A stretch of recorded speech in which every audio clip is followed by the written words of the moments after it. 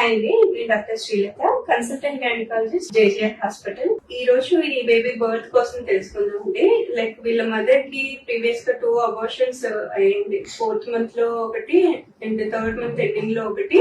Repeated abortions హిస్టరీతో మన దగ్గరికి వచ్చారు అండ్ న్యాచురల్ గా కన్సీవ్ అయ్యారు. ప్రెగ్నెన్సీ టెస్ట్ పాజిటివ్ వచ్చిన వెంటనే మన దగ్గరికి కన్సల్టేషన్ కి వచ్చారు. తన విషయంలో మనం గమనించింది ఏంటంటే సర్విక్స్ లెంత్ అనేది షార్ట్ గా ఉందండి. దీని షార్ట్ సర్విక్స్ అంటారు. దీని వల్ల ఏంటంటే మనకి సెకండ్ ట్రైమిస్టర్ లో అబార్షన్స్ అవ్వడానికి ఎక్కువగా ఛాన్సెస్ ఉంటుంది. దీని విషయంలో అదే జరిగింది. చాలా మందికి షార్ట్ సర్విక్స్ ఉన్న వాళ్ళకి, సర్వైకల్ ఇన్సఫిషియన్సీ ఉన్న వాళ్ళకి అండ్ ట్విన్ ప్రెగ్నెన్సీలో షార్ట్ సర్విక్స్ ఉన్న వాళ్ళకి వీళ్ళకి అడ్వైస్ చేస్తూ ఉంటాము.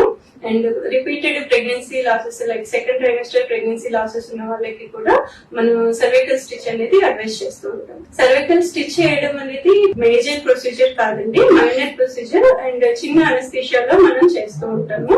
అది 1 day అడ్మిట్ అయ్యి చేయించుకోవాల్సిన ప్రొసీజర్ అంతే. దానికోసం భయపడాల్సిన అవసరం లేదు. అండ్ సర్వైకల్ స్టిచ్ చేసిన తర్వాత కూడా మనకి పెయిన్ అది ఏమీ ఉండదు. మన పేషెంట్ ఎలా ఎక్స్పీరియన్స్ అయ్యారో సర్వైకల్ స్టిచ్ అయిన తర్వాత తను చెప్తారండి. మీకు సర్వైకల్ స్టిచ్ అయిన తర్వాత ఎలా ఉండింది, మీరు ఏం జాగ్రత్తలు తీసుకున్నారు, ఏదైనా ఇబ్బంది అయిందా, అదంతా మన వ్యూయర్స్ కి ఎక్స్ప్లెయిన్ చేయండి.